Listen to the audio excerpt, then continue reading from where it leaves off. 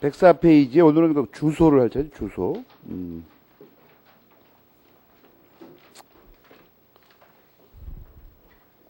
주소 이하의 부분은 왜 갑자기 공부하냐는 문제가 있어요.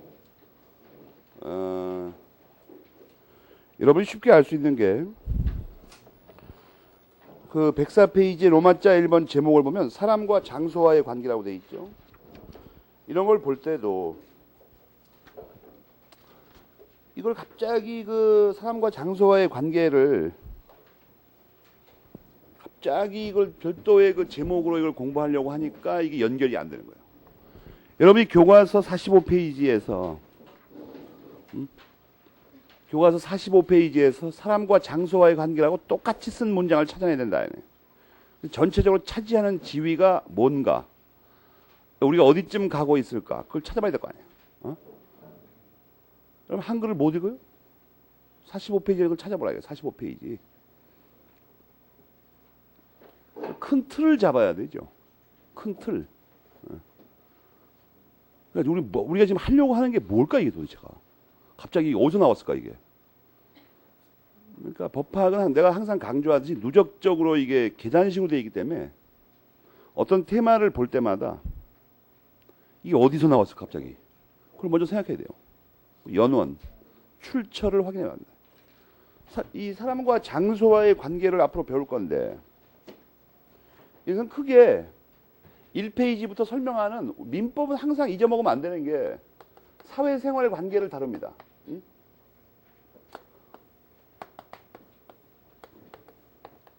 이 사회생활 관계밖에 다루는 게 없어요, 민법은. 근데 이것 중에 이 사회생활 관계를 그 법적인 필터로 본 이 법적 사회생활 관계라는 게 있다. 법적 사회생활. 법률 관계죠, 법률 관계.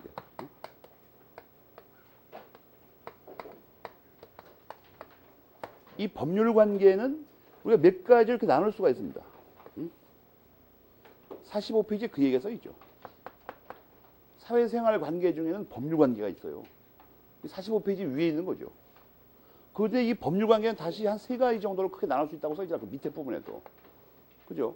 사람과 사람, 사람과 재화, 사람과 장소. 그 사람과 장소가 여기 아니야. 그 중에 하나 아니에요. 응? 이 사람과 장소와의 관계에 관한 것이 뭐냐? 45페이지에 예가 3개 들어가 있죠. 깨알 글씨에. 사람과 장소와의 관계라고 써놓고 예를 들어놨잖아. 깨알 글씨 3개. 거기에 뭐가 보입니까? 주소가 보여요. 주소. 그죠? 요거를 여기 있죠. 여기. 요 부분을 다시 또 나눈다.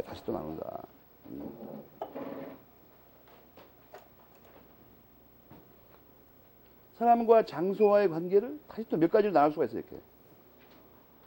이거 그 중에 하나가 뭐예요? 주소야, 주소.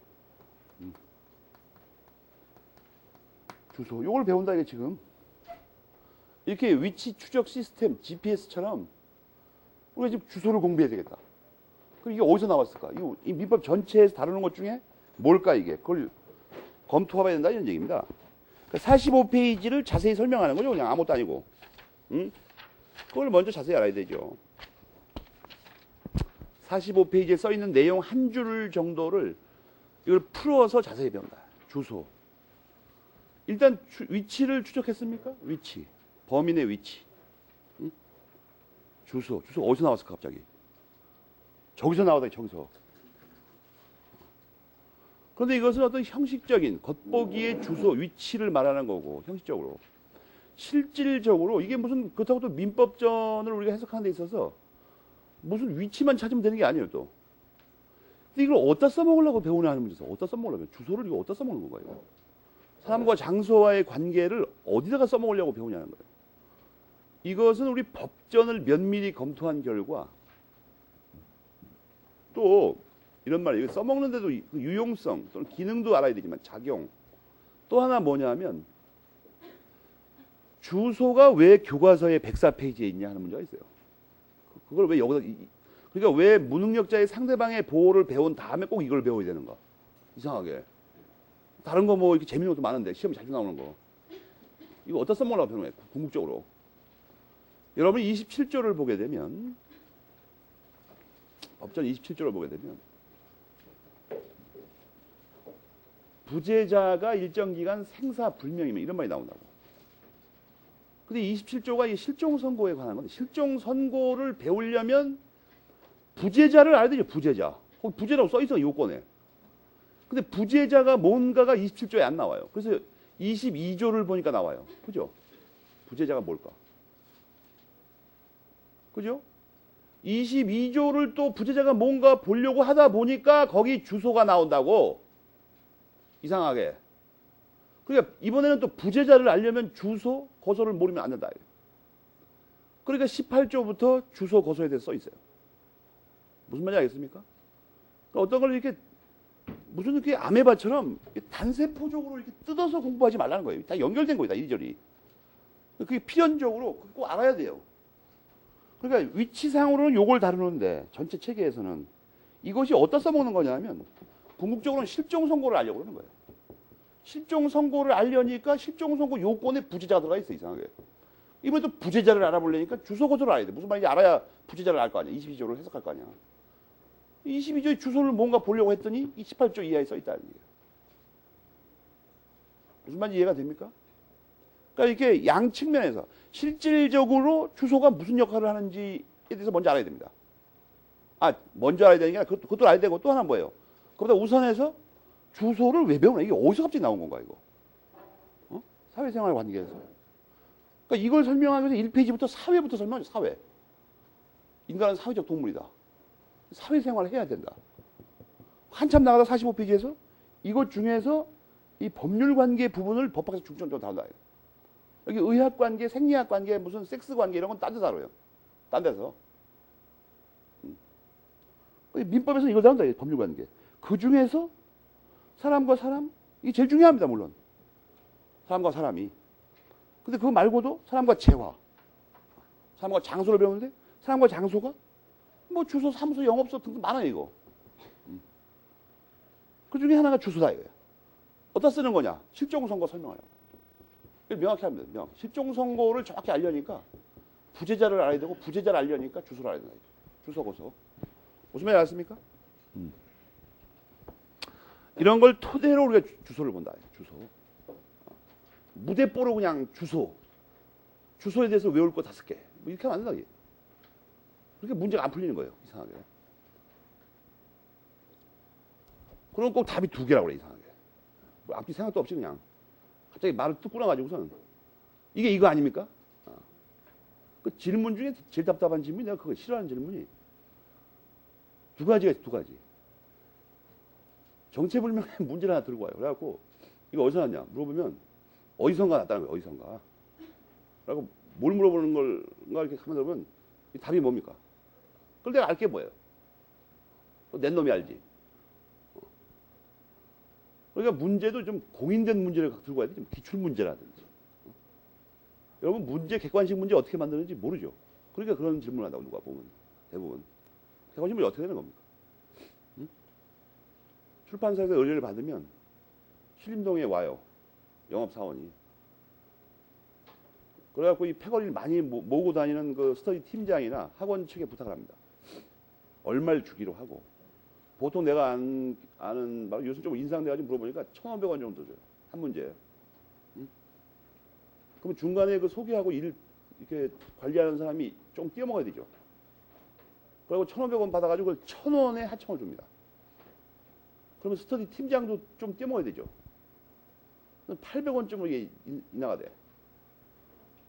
그러니까 문제당 800원씩 줄 테니까 잔뜩 매들어오라고 그래요. 그러면 그 맡은 학생은 혼신의 힘을 다해서 공부를 열심히 해가지고 문제를 내냐? 그럴 리가 만무합니다. 그런 짓거리 하는 놈이 뻔한 놈이 아니고. 우리나라에 그리고 이상한 수정이 하나 있는데 아르바이트라는 이름으로 뭐든지 다 아동만 보니까. 아르바이트라는 게 그 아무거나 돈 받고 하는 거면 다 아르바이트가 되는 게 아니죠. 아르바이트도 또 그리고 같이 돈을 조금 줘요. 우리 신동네 물어보니까 라면집에서 일하는 학생 얼마 받냐는데 시간당 2,500원이래. 그러니까 안 하는 게 차라리 낫습니다. 한 끼 굶어버리고.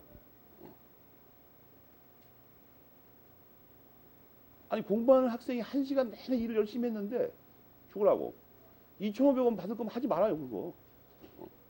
못하면 많은 거지. 그냥 한 2만 원 주는 거예요. 2만 원 주는 거. 돌아다니면서 찾다가. 자기를 스스로 이렇게 낮출 필요가 뭐가 있어요? 2,500원짜리로 전락할 필요가 없잖아요. 800원짜리 문제 받아가지고 뭐 하냐? 자기 원래 버리려고 하던 문제집을 한 1,000억 원, 또 후배한테 빌려가다가 이렇게 1,000억 원 싸놓고 앉아갖고 그걸 짜깁기를 합니다, 이제. 엉망개판이에요, 그 문제를 보면. 왜냐하면 어떤 문제를 뭐 교수들이나 이게 공부를 많이 하는 사람이 낼 때는 깊이 생각해가지고 그 문장, 용어 하나, 컴마 하나까지 생각하고 낸 건데 그걸 일단 짜깁기를 하기 시작해버리면 원래의 의도가 다 파괴돼 버립니다. 원래의 의도가.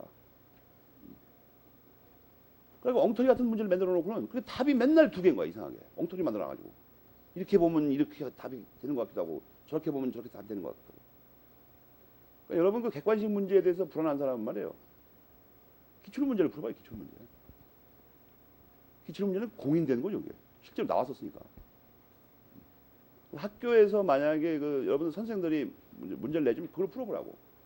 그리고 가능하면 낸 사람한테 정밀하게 물어봐요. 그러니까 여러분이 뭐 답을 알고 모르고 떠나서 이 문제를 왜 냈습니까, 도대체? 먼저 그걸 물어봐야 됩니다. 뭘 알려고 이걸 냈냐고. 뭘 체크하려고. 그리고 만약 답이 어떤 건데 납득이 안 가면 그런 걸 체크하려고 낸 문제로서 이 답이 뭐가 문제가 있다. 내가 이해할 때. 그것은 또 선생을 도와주는 길이기도 합니다. 왜냐하면 다음부터는 그런 이상한 문제 안 낼 거니까. 오해가 발생할 수 있는 문제 안 낼 거니까. 근데 아무거나 그냥 이렇게 맨 위에 문장에 물음표 있고 밑에 지문에 1, 2, 3, 4, 5가 있으면 그걸 문제라고 한다고, 이상하게. 문제가 아니고 유사 문제거나 뭐 엉터리 문제가 둘 중에 하나라고. 그러니까 이 본문에 이게 물음표 끝에 나오고 여기 1, 2, 3, 4, 5 있으면 이게 문제예요? 내용을 살펴봐야지 이걸 문제가 되는지 이게. 근데 긴장하지 말고 문제집을 똑바로 보라는 얘기 내 얘기 한번 여기서 아무나 들여다보지 말고. 그리고 문제집은 강하면 안 푸는 게 좋아요, 사실은. 왜냐하면 문제집에 나온 문제는 다시는 안 나오잖아요. 다시는. 그거 뺏겨내면 어떻게 됩니까? 정지 먹는다고. 그걸 진짜로 시험 문제 냈다가는 누가 그때부터 짓거리 하겠어요? 가끔가다 그런 사람이 있긴 있지만 그 사람 미친 사람이고 5년씩 10년씩 정지 먹잖아요. 문제 뺏겨냈다가 출제인 자격에서 배제되고 그럼 그런 문제 뭐라고 풀고 앉았어요? 자기가 내요, 자기가. 공부를 열심히 해가지고. 주소에서 일단 우리가 그걸 알아보자. 사람과 장소와의 관계. 그 제목에 깊은 뜻이 있다는 걸 알았습니까? 사람과 장소와의 관계. 주소가 뭘까? 뭐 하는 걸까, 이게? 그 다음에 이제 아주 그 법 체계상 먼저 알아야 되는 게 갑자기 주소의 개념을 알면 되는 게 아니고 주소라는 걸 만에 하나 뭐 지금 봉건 체제 하에 있어가지고 사람이 일단 뭐 조선시대도 그렇죠. 일단 태어나면서 못 벗어난다. 일정한 자격을 갖춘 사람 아니면 못 벗어난다. 만약 이렇게 되면 어떻게 되는 거예요? 주소를 배울 필요가 없어. 확정돼 버리니까 그냥. 그러니까 이거 주소가 뭔가 어디로 옮겨 다니기도 하고 여러 개도 둘 수 있고 여러 가지 방식으로 주소를 설정할 수 있다면 그때만 문제가 되는 겁니다. 그러니까 그걸 먼저 따져봐야 돼요. 주소를 마음대로 옮기고 막 돌아다닐 수가 있는 건가 원래. 그러니까 첫 줄에 뭐가 나옵니까? 헌법상의 거주 이전의 자유가 나옵니다. 제일 먼저. 우선 옮겨 다닐 수가 있어야 주소를 따질 필요가 있는 거죠. 사람이 한번 태어나서 거기서 죽자기 거기서 살아야 된다. 그 주소를 배울 필요가 없어요. 확정돼 버리니까 그게. 태어나는 장소만 알면 되니까. 거주 이전의 자유가 나오죠. 거주 이전에. 그리고 자유가 원칙이 거기 보면 제한이 예외다 이렇게 돼 있죠. 응? 주소는 마음대로 옮겨 다니는 게 자유고 거꾸로 제한하는 게 예외예요. 거기 써 있죠? 헌법 14절 한번 읽어봐요. 마음대로 옮겨 다닐 수 있긴 있는 건지 과연.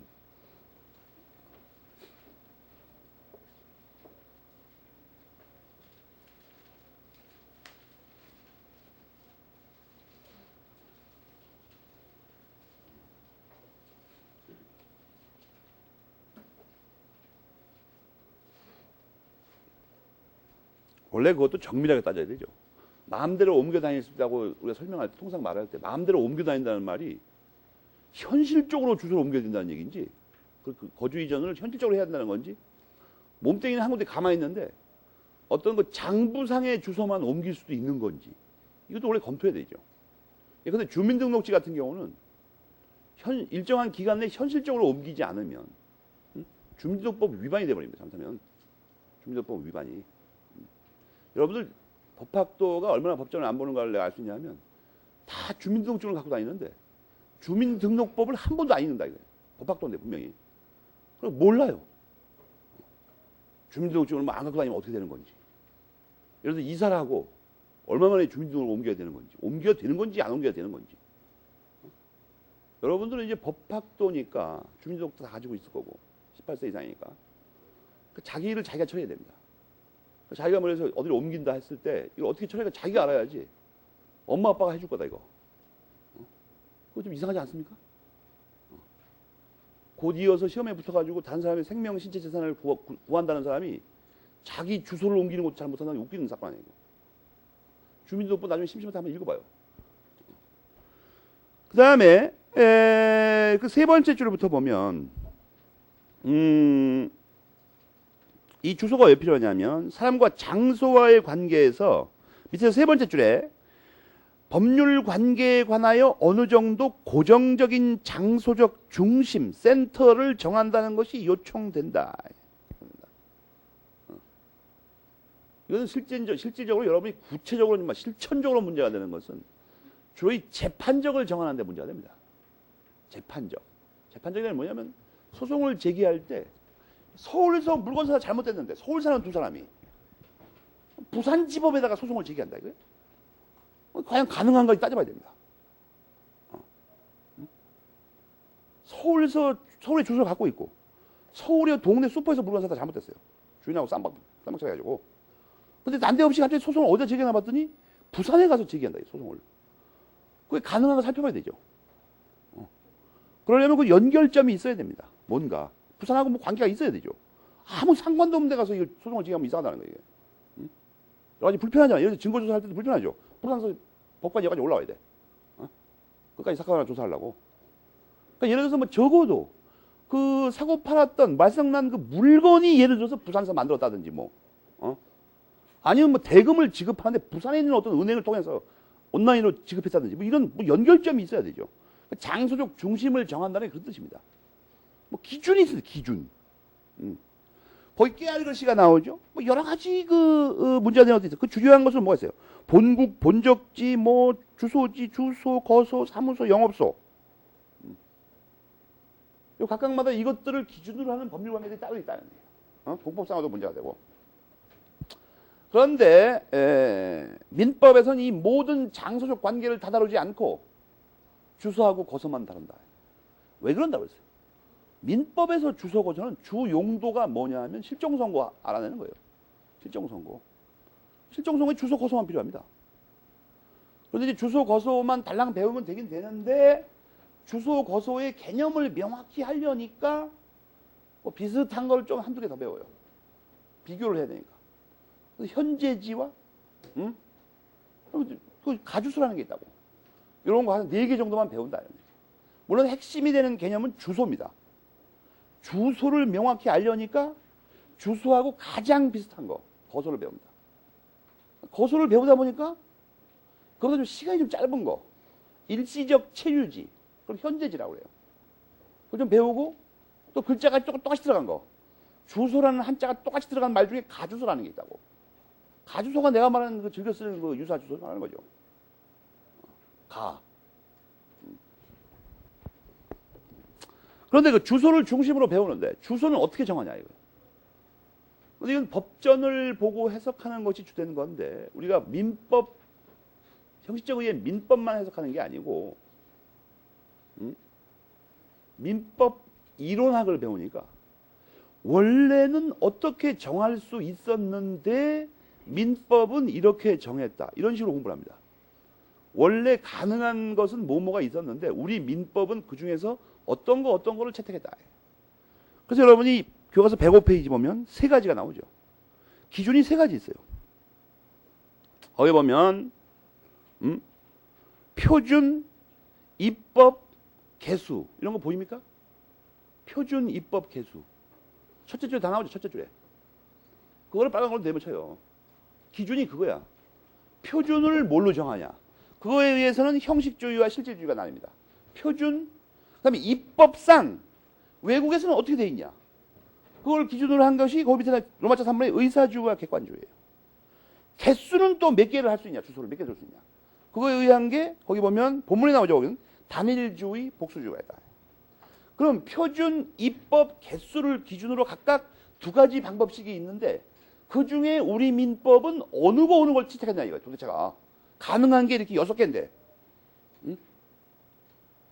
어떤 걸 택했냐, 어떤 걸 택했냐. 그래서 지금 그건 어떻게 해야 됩니까? 그건 법정보 말이에요. 법정보. 18조를 보면 먼저 표준에 관해서는 생활에 근거되는 것을 주소를 한다 이거예요. 그게 그러면 그 형식주의와 실질주의 중에서 어떤 거냐, 이거 어떤 거냐. 그건 실질주의다.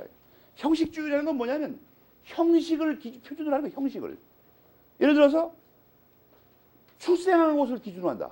주소는 나쁜 출생한 곳으로 한다. 그럼 방법도 있고 또 다른 방법으로 본적지를 한다. 아니면 뭐 고시 공부하는 곳을 기준으로 한다. 그렇게 해서 할 수가 있어요. 이론상으로는. 그러나 고시 공부하는 것을 기준으로 한다 그러면 주소 없는 사람이 많아지죠. 고시 공부 안 하는 사람이 더 많으니까. 근데 실질은 뭐냐 이거야. 그런 어떤 형식적인 기준으로 하지 않고 표준으로 하지 않고 뭔가 알맹이 있는 실질을 기준으로 하는데 뭔 실질?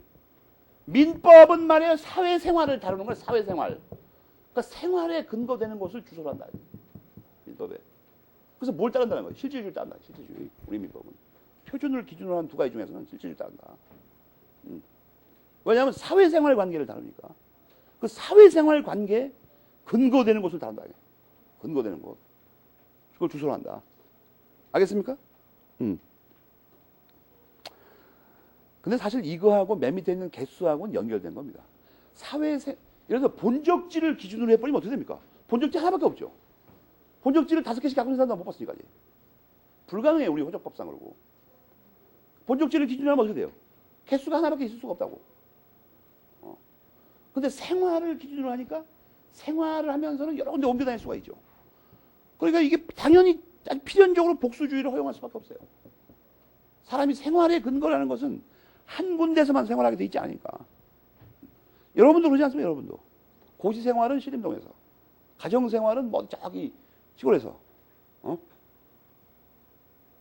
지난번에 방학 때 보니까 부산하고 대구 학생들이 말이야. 대구 학생들이 더 특이하더라고. 그러니까 예를 들 때 대구가 이게 시골이라고 그랬더니 대구는 시골이 아니라는 거예요. 그럼 어디가 시골이에요? 대구가 시골이 아니면. 여기가 시골이에요? 서울이? 그래도 그것은 이상한 가치를 갖다 부여한 거죠.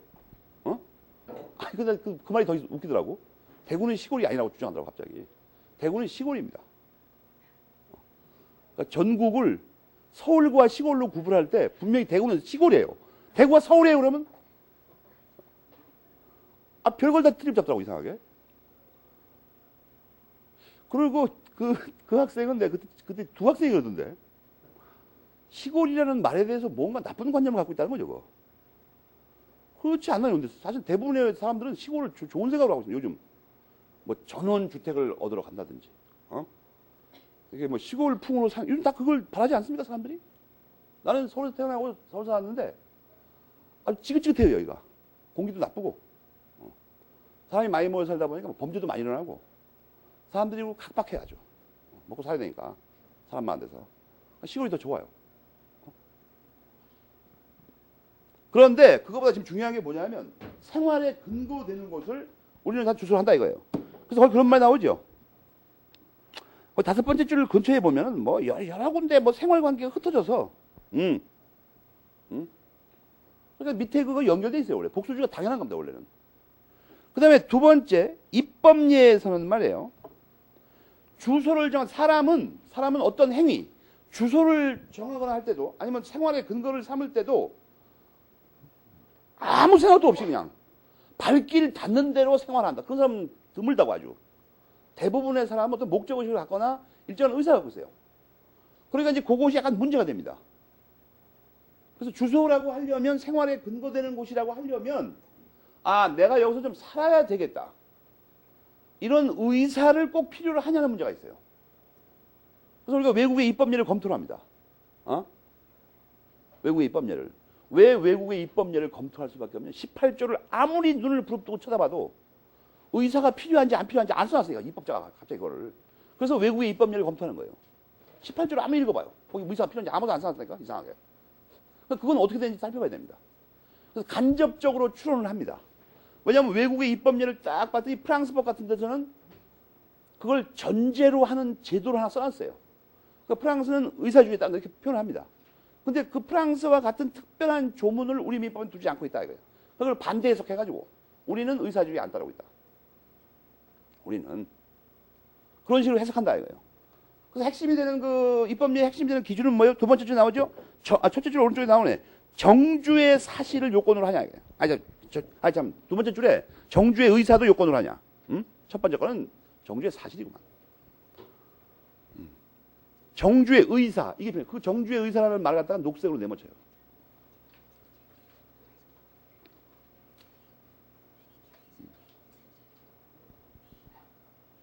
그래서 우리 민법에는 말이에요.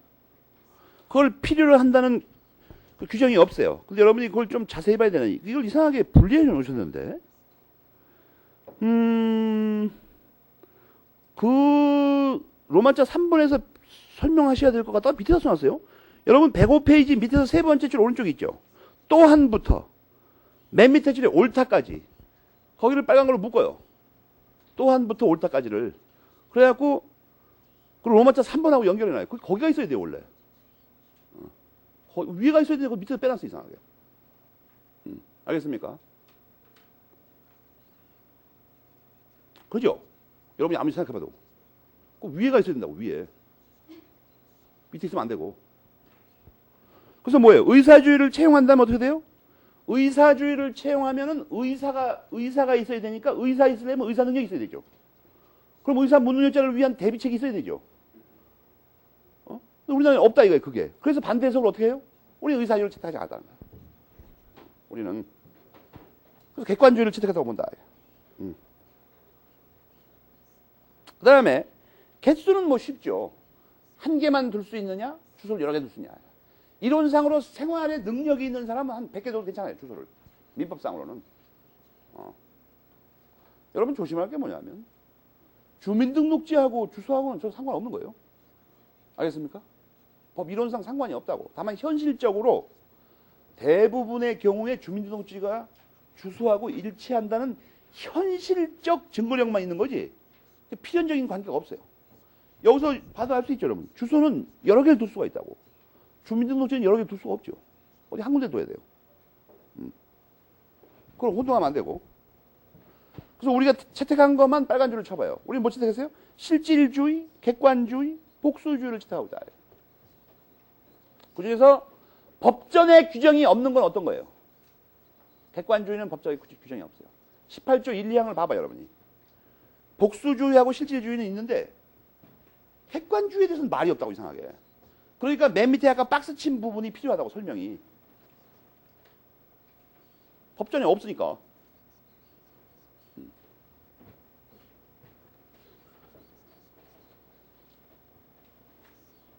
그 다음에 이제 106페이지 주소의 법률상의 효과 1, 2, 3, 4, 5, 6, 7, 8 그럼 기분 나쁘지 않습니까? 너무 개수가 많아가지고 외우기도 불편하고 이런 거 시험에 안 나와요. 그렇지만 여러분이 한 번쯤은 읽어두는 건 좋습니다. 뭐 이런 데 써먹는 거구나 이게 실천적으로.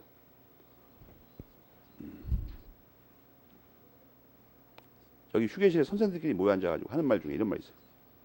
아, 학생들이 머리 아파하는 거는 빼버리는 게 편하다. 머리 아픈 거.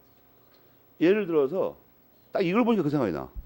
내가 만약에 이게 뭐 나중에 그 법관에 대해서 중요하니까 이 8개를 내일까지 외워고 가야 됩니다. 이따구 식으로 강의하면 싫어한다. 이렇게 말들을 하더라고.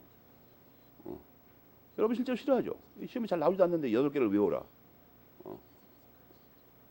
근데 사실은 말이에요. 여러분의 장래를 위해서는 외울 필요까지는 없지만 한두 번 읽어두는 건 괜찮습니다. 아, 뭐 이런 게 문제가 되는구나, 이거. 그렇지만 뭐 시험에 안 나와요. 그 다음에 이제 주소를 기준으로 어떤 그 원리적인 개념을 이해했으면 비스무리한 거하고 우리가 따져봐야 된다. 비스무리한 거하고. 그래서 106페이지에 64번 테마가 뭐죠? 거소, 현재지, 가주소가 나온다고. 그럼 이걸 어떻게 구별한 거냐는 거예요. 이 핵심적으로 딱 한 가지를 뽑아서 이것들과의 구별 개념이 표지가 뭐냐? 구별 표지가. 표준이 뭐냐? 표지라고 하죠, 원래. 응? 한자로는 잘못 읽으면 표식이라고 하죠, 표식. 표지라고 읽어요. 구별 표지가 뭐냐? 거기 나오죠. 그 의의 첫째 줄에 거소에 그 장소와의 밀접한 정도. 그거를 컬러풀하게 칠해보세요. 그 장소와의 밀접한 정도. 이걸 가지고 구별하는 겁니다. 장소와의 밀접한 정도가 가장 강력한 게 뭐예요? 주소예요. 그거가 좀 덜한 게 뭐예요? 거소예요. 더 덜한 건 뭐예요? 현재지입니다. 아무 관계 없는 건 뭐예요? 가주소예요. 알겠습니까? 쉽다고. 어렵지 않아요. 가장 센 거, 주소. 덜 센 거, 거소. 뭐 별 볼일 거의 없는 거, 현재지. 아예 아무런 관계 없는 거, 가주소예요. 그러면 여러분 이런 생각이 들죠. 아무런 관계도 없는 거? 그건 원래 주소가 아니에요. 그래서. 여러분 107페이지 세 줄 한번 읽어봐요. 세 줄이 아니라 세 번째 줄. 아무 관계 없어요. 생활하고. 그 엄밀한 의미의 주소가 아니에요. 가주소는. 이름만 주소지.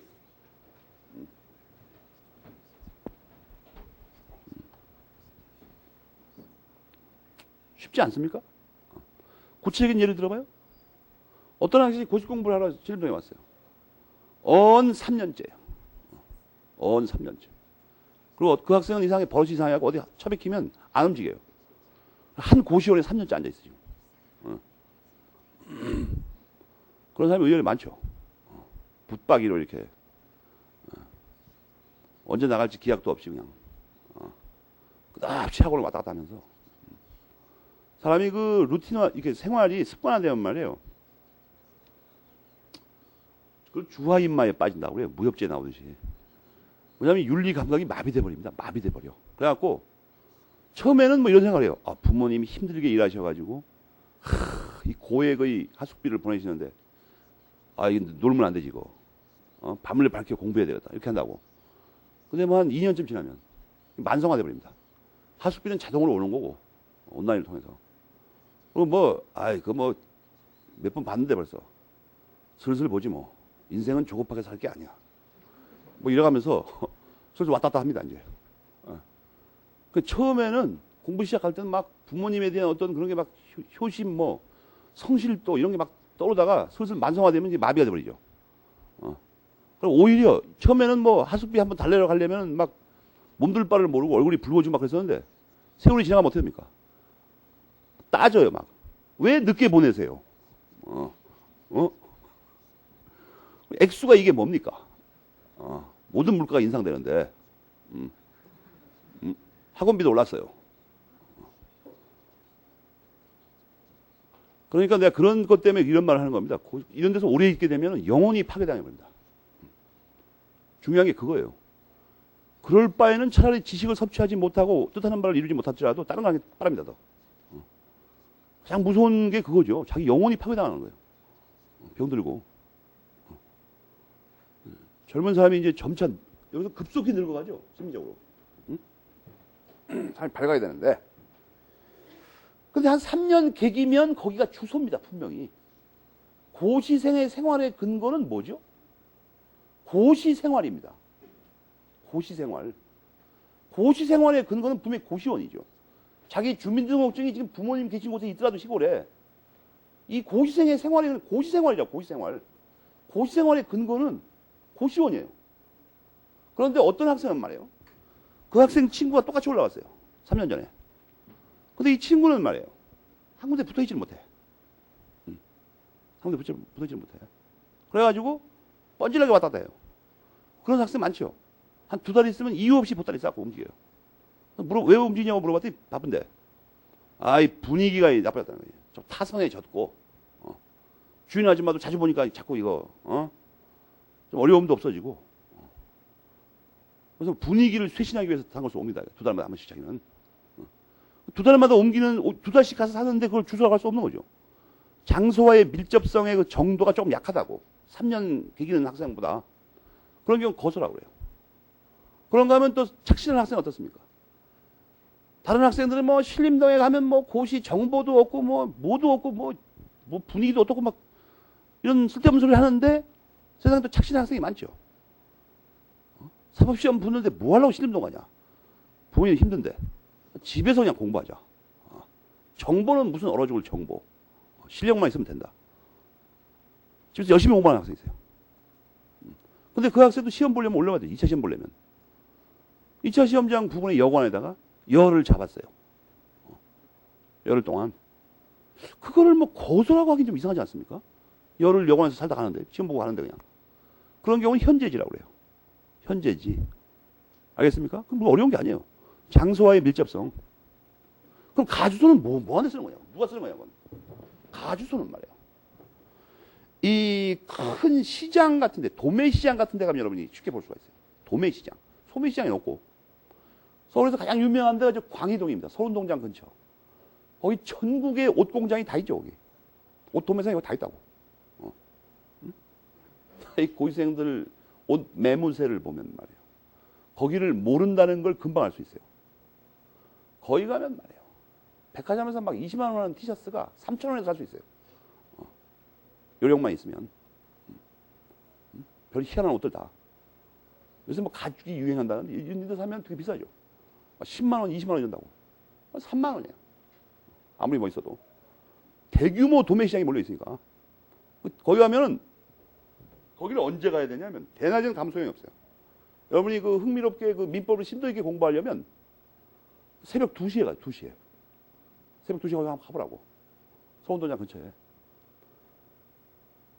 첫 번째 거기서 내렸을 때 놀라는 게 뭐냐 하면 그 불야성입니다. 그냥. 사람이 너무나 많아요. 특히 누가 많으냐 10대 그 소녀가 제일 많고 소년이 일부 있고 싸돌아다녀요. 여기서 옷, 액세서리 뭐 이런 거 살려고.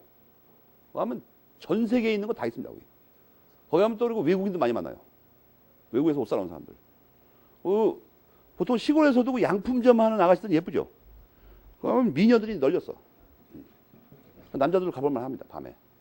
사람이 너무 많으니까 단순히 멀리서 음미하는 게 아니고 사람이 붙어다녀요. 너무 많고. 한번 가봐요. 그런데 그게 논점이 아니고 참 거기서 밤에 어떤 식으로 거래가 이루어지냐 하면 예컨대 뭐 대구 양품점에서 또는 뭐 천안 양품점에서 누가 옷 사러 갔을 때 그 도매상에서 옷을 많이 사갑니다. 근데 그 거래 명세서나 어떤 세금 계산서를 떼야 되죠. 그때 주소를 적을 때 말이에요. 주소를 적을 때 자기 주소를 적은 사람이 거의 없습니다. 대부분 거기 있는데 어디 아무데나 주소를 잡아요. 아무데나. 생활에 그런 거 아무 상관없으니까. 그러면 여관을 적은 사람도 있어요. 뭐 근처에 그냥 주소 적으라고 그러면 저기 쳐다보고 있다가 저기 몸부림 여관 101호 그 사람 거기 여관에 들어가 본 적도 없는 사람이에요. 거기 아무 관계도 없는 사람이에요. 자기 거기를 어떻게 들어가는지도 몰라 지금. 근데 그냥 거기다 써놓습니다 이렇게. 몸부림 여관 101호. 근데 그걸 어디다 쓰려고 그러냐면 나중에 이 거래 옷 사고 파는 거래로 법적인 다툼이 생겼을 때 재판적의 기준으로 삼으려고 합니다. 거기 관할하는 법원에 소송을 제기할 수 있어요. 주로 그런 용도로 씁니다. 그게. 알겠습니까? 그래서 그 장사하는 도매 거래하는 사람들 보면 주소를 아무렇게나 써요. 아무렇게나. 아무 관계도 자기 알지도 못하는 곳에다가 상대방도 모르고 그걸 가주소라고 합니다. 거기 그 107페이지 두 번째 줄에 거래의 편의상 설정 이게 그 뜻입니다. 그러니까 무슨 상관이 있어야 되는 게 아니에요. 아무 관계 없어도 됩니다. 거래의 편의상 설정하다. 편의상. 알겠습니까? 그런데 말이에요. 이런 개념 파악이 어느 정도 됐으면 그럼 거소는 이게 어떤 데 쓰는 거냐면 주소가 있는데 원래 사람들이 다. 그것이 시험에 잘 나오죠. 그건 19조 있죠. 19조. 19조, 20조. 그걸 암송해야 됩니다. 교과서에는 106페이지에 그 거소의 괄호 2번에 효과에 있죠. 그 부분이죠. 19조, 20조에 관한 겁니다. 그게 시험에 나오죠. 어떤 때 거소가 주소로 되냐 이거예요. 어떤 때. 뭐가 있어요? 주소를 알 수 없을 때 국내에 주소가 없는 자. 그럼 현재지는 어떤 때 쓰냐? 현재지는. 먼저 알아야 되는 게 그 밑에 로마자 2번에서 세 번째 줄 있죠? 그 얘는 두 번째 줄에 나와 있죠. 여행자가 일시 머물러 있는 호텔이나 여관과 같은 곳이 현재지다 이거예요. 여러분은 뭐 여행지 아니고 고시생도 마찬가지니까 호텔 여관만 기억하면 돼요. 그러니까 이 실력이 있는 사람은 뭐 예를 들어서 여관에 가자. 이런 말을 할 때도 쌍스럽게 여관에 가자 이런 말 안 씁니다. 남이 들으면 이상하지 않습니까? 오밤중에 여관에 가자 그러면. 그렇잖아요? 그러니까 이 품위 있는 말을 씁니다. 우리 현재지에 한번 들러볼까? 그럼 상대방이 또 그걸 알아듣는 학생이 어떻습니까? 현재지도 고급화되는 곳이 있고 싼 곳이 있는데 어느 곳으로 갈 것이냐? 주변 사람이 못 알아듣죠 그러면. 현재지에 간다는 게 무슨 말일까?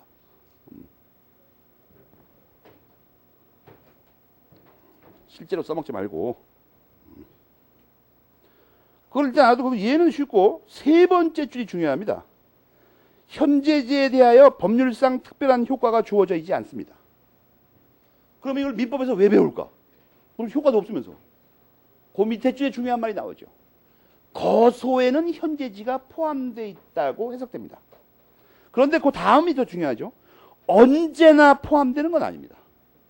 민법상으로는 포함되는데 언제나 대부분 다른 법에서는 언제나 포함 안 된다 이 뜻입니다. 그 깨알 글씨까지 읽어보면 알겠죠. 응?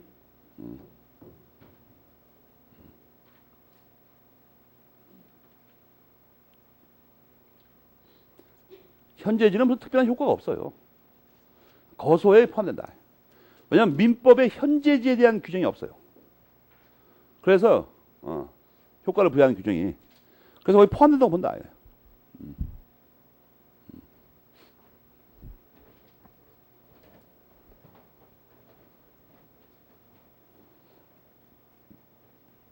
그 다음에 말이에요. 가주소는 아까 설명했죠? 가주소 한 가지 조심할 게 있어요. 107페이지 두 번째 줄에 거대의 편의상만 설정했는데 시험에 나오는 게 의사에 의해서 이거예요. 이거를 컬러풀하게 쳐야 됩니다. 의사에 의해서. 이건 매우 중요한 말이에요. 우리가 아까 배울 때 주소는 주소 설정에서 우리 민법은 의사주의 안 따른다고 그랬죠.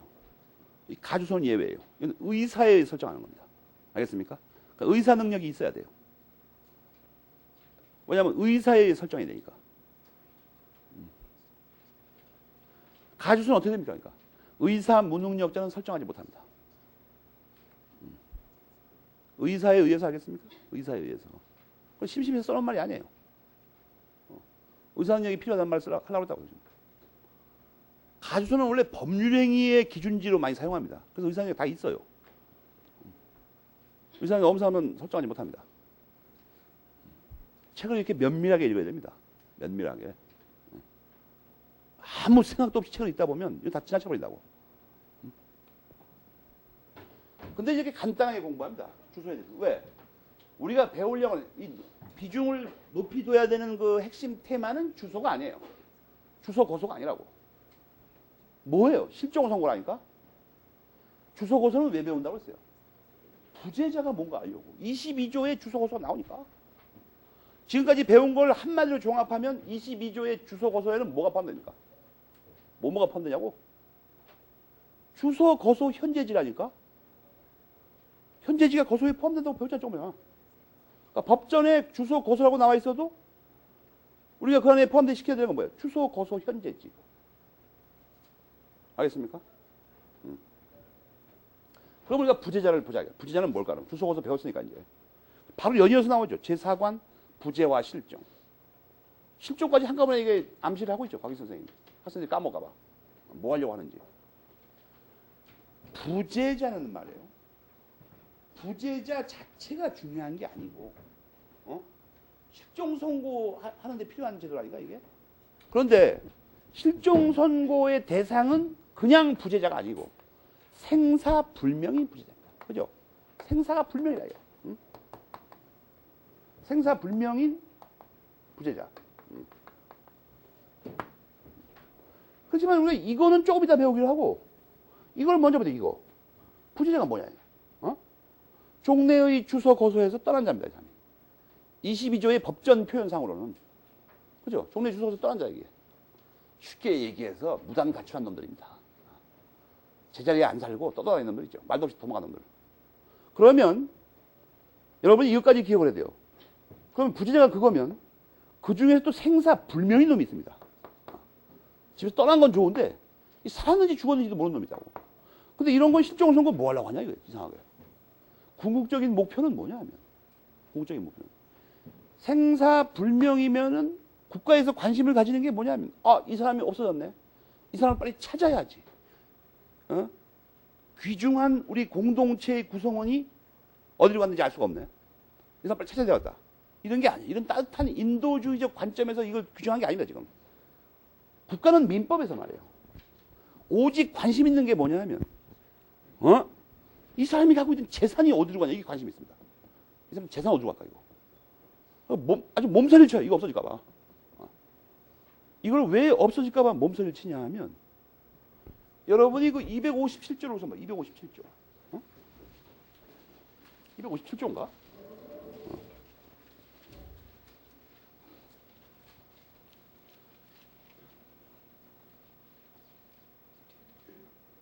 257조에 뭐가 써 있어요? 전혀 엉뚱한 게 써 있잖아. 응? 정신이 없어, 내가 정신이 없어. 요새 딴 거, 이제 원고 쓰느라고 정신이 혼미해가지고 지금. 응? 어디 갔어, 이게 또? 257조가 아니고 252조를 봐봐, 252조. 252조를 잘 읽어보면, 우리 그 국가의, 민법 제3편에서 국가의 그 기능을 우리 잘 살펴야 됩니다. 국가의 기능. 첫 번째 국가는 말이에요. 첫 번째 국가는 어떤 그 임자 없는 물건이 있죠. 여기 상당히 관심이 많습니다. 임자 없는 물건에 대해서. 그래서 임자 없으면 어떻게 돼요? 국가가 먹어치워버립니다. 252조하고 1058조 근처를 찾아봐요. 함께 봐야 됩니다. 그 두 군데 써 있습니다. 이놈들이 우리를 속이려고 말해요. 멀리 떨어뜨려놨어요, 이걸. 그, 1058, 1059조, 그리고 252조 있죠. 이게 국가가 민법 제3편에서 무슨 역할을 하는가 하는 문제입니다. 1058조, 59조를 보면 임자, 양쪽 조문이 다르죠. 252조까지 합쳐서. 임자가 없는 물건이 있죠. 그건 국가 거예요. 그런데 모두 먹어치우면 미안하니까 252조에서 싼 거는 국민에게 기회를 줍니다. 싼 거. 싼 게 뭐예요? 동산입니다. 알겠습니까? 그리고 252조 읽어보면 뭐 쓸데기 없는 거 있죠. 인심 쓰는 거. 야생 동물 뭐 이런 거 있죠. 그러면 여러분 또 오해하는 사람이 있어요. 야생 동물은 우리 거다. 먼저 차지하자. 민법에는 선정한 거라 잘하라고 했지만 특별법에서 다 제한합니다. 특별법에서 못 잡도록. 그럼 신문에 가끔 나죠. 뭐 밤에 뭐 저쪽 정력에 좋다는 뭐 너구리 잡았다가 걸려가지고 혼나고 그러잖아요. 뺏기고. 그러니까 민법에는 야생동물 차지할 수 있는 것처럼 써놨지만 특별법에서 다시 못 잡는다고 써놨어요. 그러니까 싼 것 중에서 하여튼 뭐 정력에 좋아가지고 좀 값이 비싸잖아요. 그러면 그건 못 잡아요. 별 볼 일 없는 거 있죠. 뭐 아무도 안 가져가는 거. 그런 거는 먼저 차지하는 거라고 써놨어요. 싼 거. 그리고 이제 부동산 같은 거 있죠. 부동산. 252조 2항에 써 있죠. 부동산 가치 값 나가는 건 누구 거예요? 국유라고 써놨어, 거기다가. 알겠습니까? 근데 싼 것 중에서도 사람이 주인이 죽어가지고 만약에 임자가 없잖아요? 그럼 1058조에 국가가라고 써있죠. 그러니까 실제로 우리가 가질 수 있는 게 거의 없습니다. 야생동물은 특별법에서 못 잡고, 또 누가 갖고 있다가 그 사람 죽어버리면 국가 거의 다 하고. 그러니까 그거 아닌 것만 싼 거 동산과 쪼가리 좀 주술 수가 있는데 그것도 또 특별법에서 제한이 많아요. 특별법에서. 그러니까 실제로는 뭐예요? 거의 가질 수 없어요, 우리는. 그러니까 임자가 없어지면 어떻게 됩니까? 다 국가 겁니다. 대부분 다. 1059조는 그 흉악한 속셈을 단적으로 드러내는 조문입니다. 1059조 잘 읽어봐요. 국가가 임자 없는 물건을 먹을 때는 채무는 또 부담 안 해요. 권리만 들어먹습니다, 그냥. 다 떼어먹어버리고. 빚 안 갚아요. 1059조에 써있잖아. 이걸 먼저 명쾌하게 꿰뚫고 있어야 됩니다. 여러분, 국가에 대해서 그 터무니없는 그 좋은 인상을 가질 필요가 없어요. 민법 제3편에서 우리 국가가 하는 역할이 그거예요. 국가는 뭔가 이 재산의 임자가 없어질 확률이 보이잖아요. 상당히 관심을 표명합니다. 쓸데없이 규정을 상세히 두고 있어요. 자기네가 먹어치우는 거예요. 여러 군데다가. 그리고 일반 시민이 소유권을 취득하는 데 대해서는 별 관심이 없어요. 갖거나 말거나. 그래가지고 지금 무슨 말 하려고 그러냐면, 어떤 놈이 집을 떠났어? 살던 데서 도망갔다고? 그럼 이 사람을 찾는 데는 별 관심이 없어요. 이 사람 죽든지 말든지. 어떻게 생각하면 차라리 이 사람이 죽는 게 더 편합니다. 연고자 없이 죽는 걸 바랄지도 몰라요. 왜냐하면 이게 252조와 1058, 59조에서 먹어치울 가능성이 있으니까. 없어졌다고? 그러면 이 사람의 재산에 관심이 있다고 그랬죠. 이 사람 재산. 이 사람 찾는 데는 별 관심이 없고. 이 사람 재산을 없어지자마자 그냥 먹을 수는 없죠. 왜냐하면 이 사람 돌아오면 곤란하니까. 그러니까 이 사람이 금방 돌아오는 데서 규정이 거의 없어요. 못 가져가니까. 근데 이 사람이 오랫동안 아는 사람은 어떻게 되냐는 거예요. 이 사람이 생사불명, 여러분 잘 봐요. 생사가 불명하다는 건 죽었다는 건 아닙니다. 죽은 거 아니야, 아직. 모르는 거지, 그냥. 그런데 이 불명이 조금 시간이 지나면 그냥 국가에서 죽은 걸로 쳐버립니다, 그냥. 죽은 걸로 쳐버려요. 왜 죽은 걸로 치려고 그러는 거예요? 주인이 없는 물건을 만들려고. 1058, 59조가 있으니까. 죽은 걸로 해버려가지고 상속인마저 없다. 이게 왜 그러냐면 대부분 어떤 사람이 자기 종래에 살던 주소나 거소를 떠났는데 죽었는지 살았는지 모르는 사람이 대부분 어떤 사람입니까? 상속인이 없는 사람입니다. 그죠? 막 자손이 20명 이러면 할아버지가 어디로 가셨다. 그러면 시금을 전폐하고 찾아다니죠. 요즘 젊은이들은 물론 안 그러겠지만 예전에 그랬어요. 우리 식구가 하나 없어졌다. 여러분들 지금도 어른들은 그렇게 하죠. 자식이 없어지면. 직장이고 나를 갖다 쳐버립니다. 그 찾아다녀요. 미쳐가지고. 근데 그 반대는 잘 안 그러는 것 같더라고. 그 반대는 오히려 반대가 더 많아요. 예전에 신문 보니까 시어머니가 밉다. 시어머니 꼬드겼어요. 제주도 여행 가실래요? 그래서 시어머니 따라갔어요. 며느리만 귀경했어요. 며느리만 와버렸다니까, 집에. 할머니는 해안가를 누비다가 전전하다가 많이 버린 빵 주워 먹고 하도 오랫동안 그러니까 거기 담당 공무원들이 이상하게 생각하죠. 저 할머니 왜 저럴까? 옷도 안 갈아입고 그리고 뭐 쓰레기통 뒤지고 먹고 살고. 물어봤어요. 왜 여기 안 계시냐고. 제주도 말씨도 안 쓰고. 할머니 말을 안 해요. 그냥 와 있는 거라고.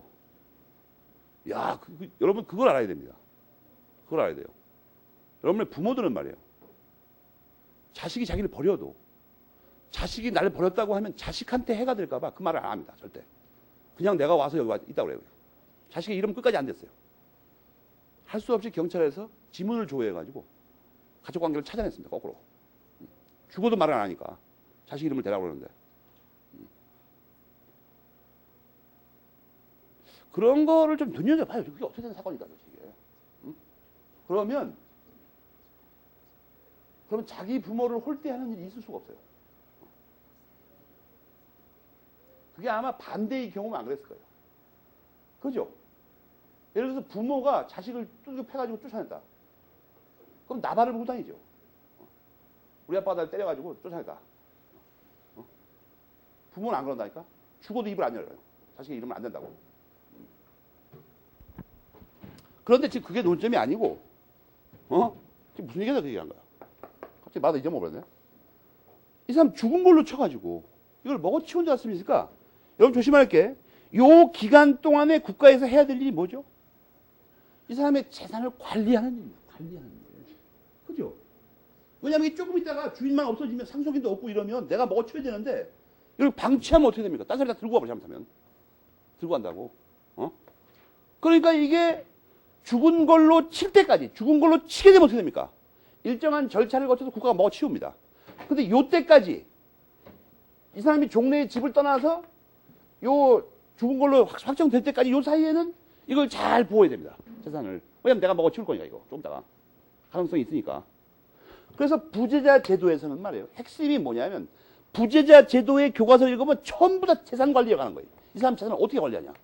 왜? 먹어치울 거니까. 알겠습니까? 이 사람 찾는 데 관심을 두는 게 아니에요, 지금. 이 사람 재산을 관리해갖고 잘 지키고 있다가 나중에 죽은 걸로 친 다음에 상속인, 참, 내가 그 얘기 하나 말하구나.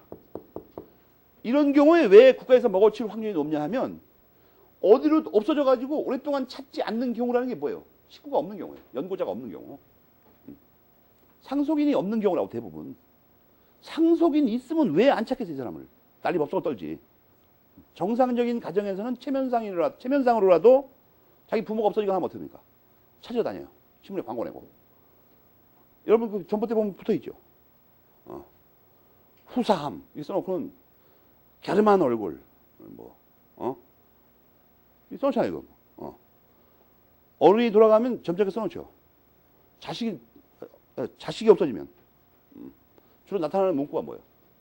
철수야. 모든 걸 용서하마. 또 항상 상처로 붙는 문구가 있죠. 어머니 위도. 그죠? 세상은 단순한 겁니다. 그런데 나중에 채권법에서는 그것도 배웁니다. 거기다 어떻게 써붙여야 되는가. 여러분 채권 계약편의 전형 계약 중 현상 광고가 그거예요. 현상 광고. 가지고 그 전봇대에 붙은 그 딱지 있죠. 찌라시라고 그러죠, 보통. 찌라시 일본 말입니다. 거기에 어떤 문구를 꼭 집어넣어야 되는가. 그거를 현상 광고에서 배웁니다. 어떤 게 법적인 효력이 있는가. 거기서 어머니 위독하고 모든 걸 용서하마. 이런 건 핵심이 아니에요, 법적으로. 알겠습니까? 법률 효과가 없어요, 이건. 용서하든지 말든지. 그런데 그래서 이 부재자에서 핵심 논점이 뭐예요? 재산 관리입니다. 재산 관리. 재산 관리. 그러니까 부재자의 개념도 정확하게 알고 뭐 부수적인 건 몇 가지 알아야 되지만 재산 관리를 하니까 재산 관리인을 뭐 어떻게 뽑고 그 사람 월급은 어떻게 주고 그런 것도 배우지만 그보다 더 핵심은 뭐예요? 재산 관리 어떻게 하냐? 재산 관리 어떻게 하냐? 오늘 나눠준 프린트의 맨 끝에 요즘 내가 과잉 서비스를 하고 있는 중인데 주로 이렇게 한 장, 뭐 한 쪼가리로 만들어서 주죠. 그게 그거예요. 그거를 자세히 배우는 겁니다. 그걸 자세히 배워. 맨 끝에 있는 표. 우선 그 윤곽이 들어와야 됩니다. 부재자의 핵심이 뭐라고요? 재산 관리입니다. 재산 관리. 재산 관리를 배우려니까 재산 관리에 대해서 알아야 되죠. 그걸 알면서 우리가 책을 읽어보자. 먼저 그 서설에서 말이에요. 부재와 이 부재자 제도와 실종 선고 제도는 어떠한 관계에 있냐를 먼저 배웁니다. 큰 틀로서. 그 로마자 1번을 보면 말이에요. 어떤 사람이 종래 주소에서 도망가 버렸는데 그걸 그냥 너 뭐 도망가려면 도망가고 없어지려면 없어져라. 난 모르겠다. 이렇게 오랫동안 방치하게 되면 사실 제일 좋은 방법은 방치하는 거죠. 남이 뭐 없어지든지 말든지. 그러나 그걸 방치하게 되면 어떤 불편함이 발생합니다. 불편함. 그 불편함을 해소하기 위해서 법에 무슨 규정과 제도를 뒀다 이런 얘기예요. 거기 불편함이 뭡니까? 도대체.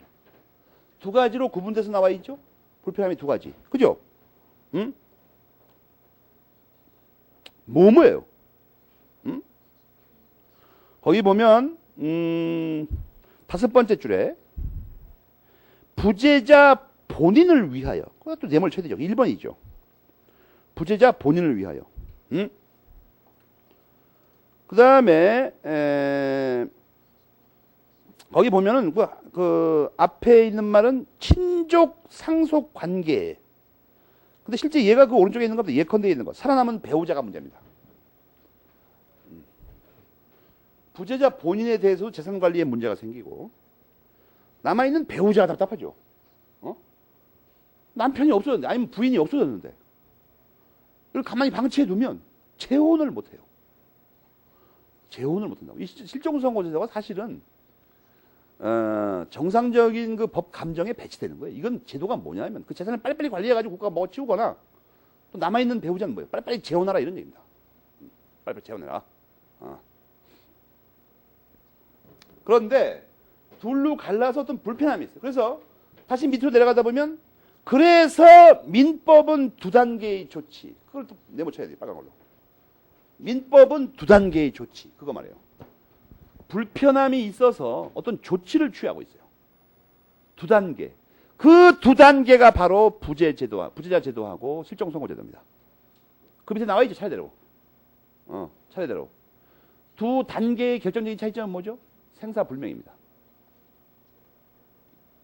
없어진 사람은 생사불명인 사람이 있고 살아있는 게 확실한 사람이 있어요. 또는 반대도 있죠. 죽은 게 확실한 사람. 논리적으로 이해하면 되잖아요, 그냥. 논리적으로. 그래서 우리는 부재자들을 먼저 배우고, 그 다음에 실종 선고제도를 배운다 이거예요. 뭐 별거 없이. 주로 시험에 어떤 게 나오는가를 기준으로. 그걸 알았으면, 그 다음에 또 이런 게 있어요. 맨 밑에 로마자 2번을 보면, 인정 사망 앞에서 배운 거 있죠. 그것도 있고, 그 다음 페이지 작은 글씨를 보면, 6.25를 기준으로, 순전히 6.25 때문에, 순전히 6.25 때문에 만든 법이 하나 있어요. 거기 뭐예요? 부재 선고 등에 관한 특별조치법입니다. 그 밑으로 네 번째 줄을 읽어봐요. 그건 6.25 때문에 만든 법이에요. 순전히. 전쟁통에 없어진 사람.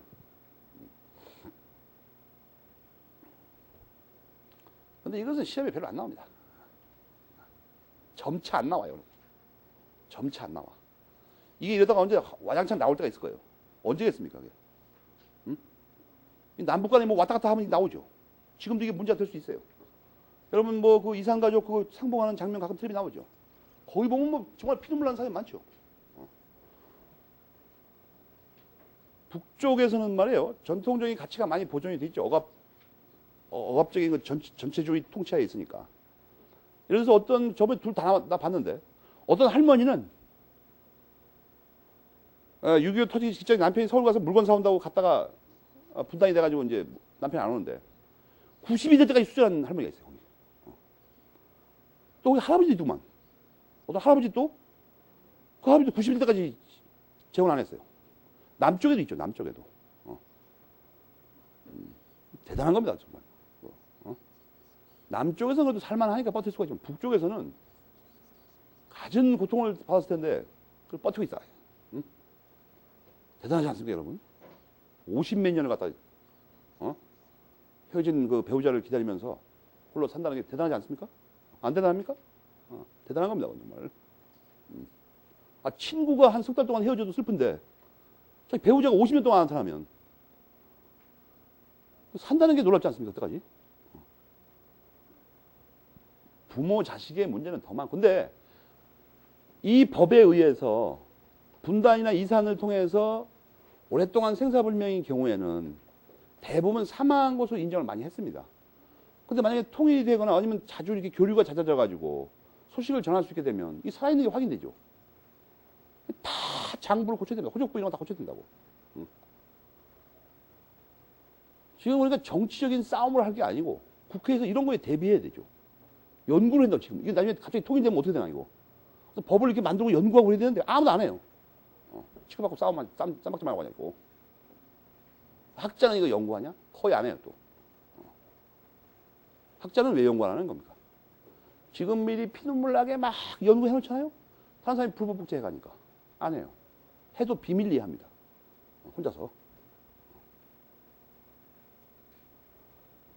보나마나 이제 또 통일이 돼도 난리 법석할 때 난리 법석. 어떻게 되는 거냐 이게. 곽윤희 선생님 작은 글씨 맨 끝에 보면 이에 관한 설명은 생략하기로 한다. 이게 우리나라의 한계입니다. 우리 법학의 한계. 독일 민법 교과서들을 보면 말이에요. 이런 법들, 통일되기 전에 그 동독과의 관계에 관한 법들이 있죠. 엄청나게 시험에 내버립니다. 자세하게. 거기 민법 공부하는데 그런 특별법도 배워야 되지만 유럽 통합 매매 조약 이런 거 있죠. 엄청나게 자세히 낸다니까. 우리는 민법학의 조약이 안 들어가 있다. 출제 범위에도 안 들어가 있고 교과서에도 없고 그냥. 이번에 그래서 그 김영배 선생님의 채권법을 김영배 선생님 4권으로 내시죠. 분할해가지고 계약, 사무관리, 부당이득, 불법행위 이렇게. 불법행위 아직 안 나왔습니다. 부당이득까지 나왔는데 기념비적인 저서입니다. 내가 볼 때. 근데 우리나라 현실이 어떻습니까? 아무도 그걸 안 사본다. 그런 그 상업성에서는 배치되는 사건이죠. 요즘 모든 고시생이 얇은 거 한 권짜리를 기다리고 앉았는데 채권 강론을 4권으로 내면 안 사봅니다. 그거. 안 사봐요. 똑같은 김영배 선생님의 저서 중에서 한 권짜리 개론서만 팔리죠, 지금. 그분의 다른 그 채권 총론, 강론 교과서는 안 팔려, 이상하게.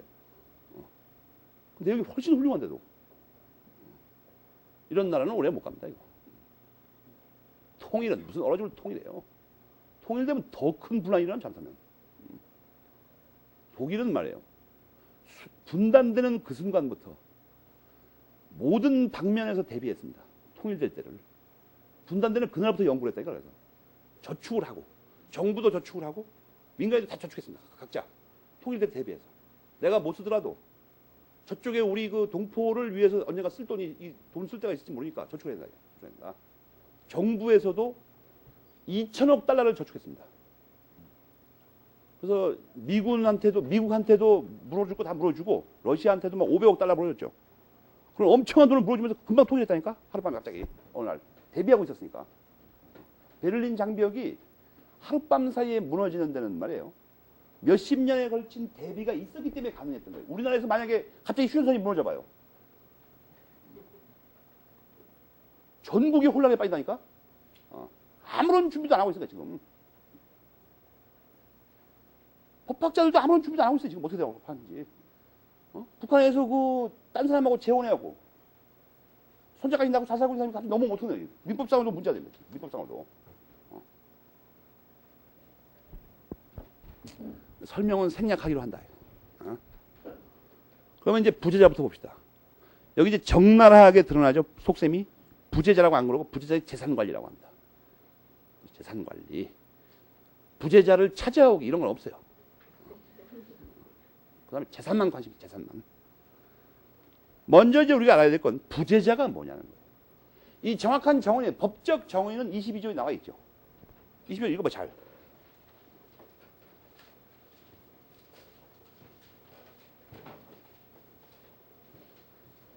이 12조를 여러분이 눈여겨보게 되면 부재자라는 건 뭐예요? 종래의 주소나 거소를 떠난 자. 이거예요. 근데 떠나기만 하면 되는 게 아니라 우리가 상식적으로 생각해도 당분간은 돌아올 가망이 없어지죠. 종래의 주소나 거소를 떠났는데 학원 끝나면 온다. 이렇게 하면 부재자 아니에요, 이거. 그죠? 여러분이 살던 데를 떠났는데 학원 끝나면 온다. 이렇게 하면 부재자 아니라고, 이건. 그러니까 당연히 덧붙여야 되는 말이 뭐예요? 교과서에 보면 당분간 돌아올 가망이 없는 자. 이걸 붙여야 됩니다. 상식적으로 그렇잖아요. 그런데 이것만으로는 정확하지 않다고 봅니다. 왜? 부재자 제도는 그 사람의 재산을 관리하는 게 주 논점이라니까. 그래서 교과서 잘 읽어보면 당분간 돌아올 가망이 없다에다 뭘 하나 플러스했다고 되어 있습니까? 거기. 뭘 하나 플러스합니까? 그의 재산이 관리되지 못하고 방치되어 있는 상태에 있는 자. 이걸 붙입니다. 그 부분을 메모리 펜치라고. 그 부분. 덧붙여진 부분이 있죠. 법전상에서 추론할 수 있는 거에다 덧붙여진 거. 재산이 방치되어 있는 자입니다. 돌아올 가망만 없으면 되는 게 아니라. 국가는 돌아오든지 말든지 별 관심이 없어요. 중요한 게 뒤에 겁니다. 이거. 재산이 방치되어 있다. 답답한 사건이다. 이거. 알겠습니까? 그 부분을 어떻게 잘 표시하려고. 그걸 플러스하는 거예요. 현재의 통설 판례입니다. 현재의 통설 판례. 그게 부재자예요. 여러분이 그래가지고 말이에요. 그걸 보충 규정에는 표를 이렇게 일목요연하게 했죠.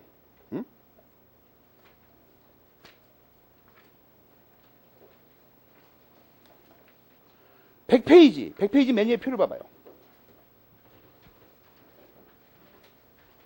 논리 구조를 표를 해놨으니까.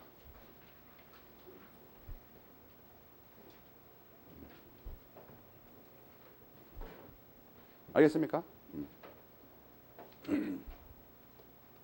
부재자를 먼저 해요, 부재자. 100페이지. 그 다음에 말이에요. 이 부재자는 두 가지가 있어요. 교과서에 두 가지가 있죠. 교과서 108페이지 밑에서 5번째 줄에 두 가지가 있죠. 번호 매겨 번호. 두 가지. 돌아올 가능성이 있는 자, 가능성이 없는 자. 알겠습니까? 생사불명이어서 돌아올 가능성이 없는 자. 그러니까 부재자 재산 관리에서는 이 두 사람을 다 관리합니다.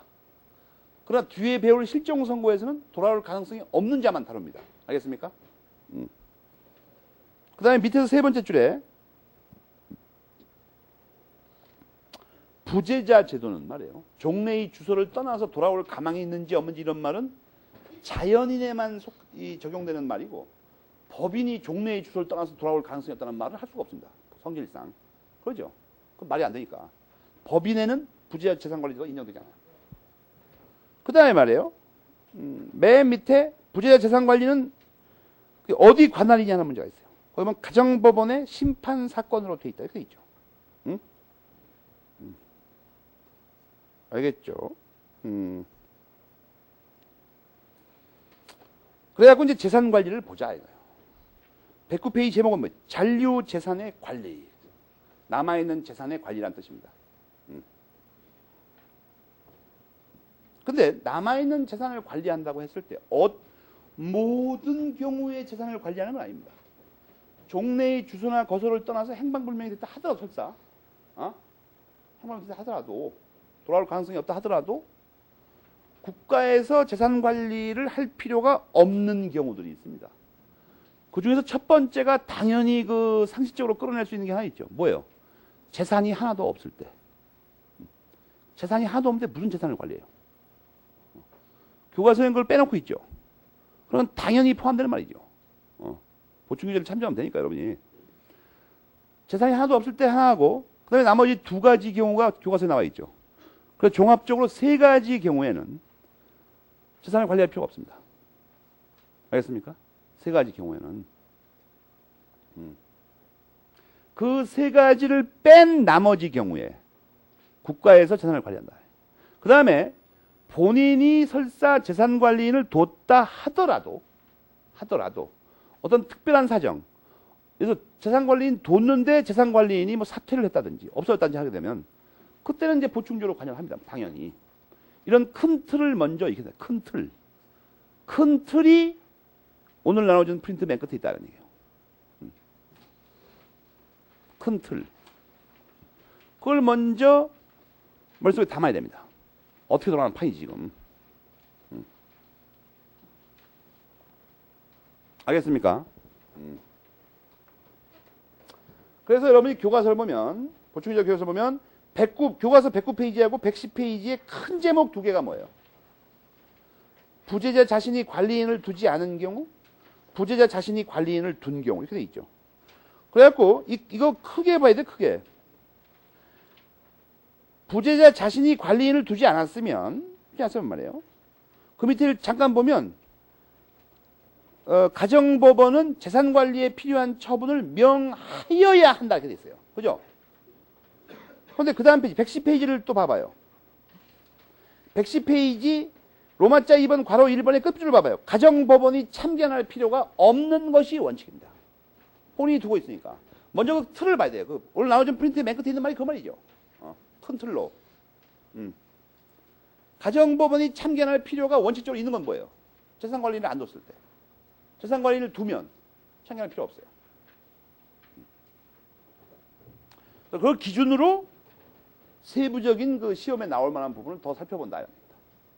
조금 쉬었다가.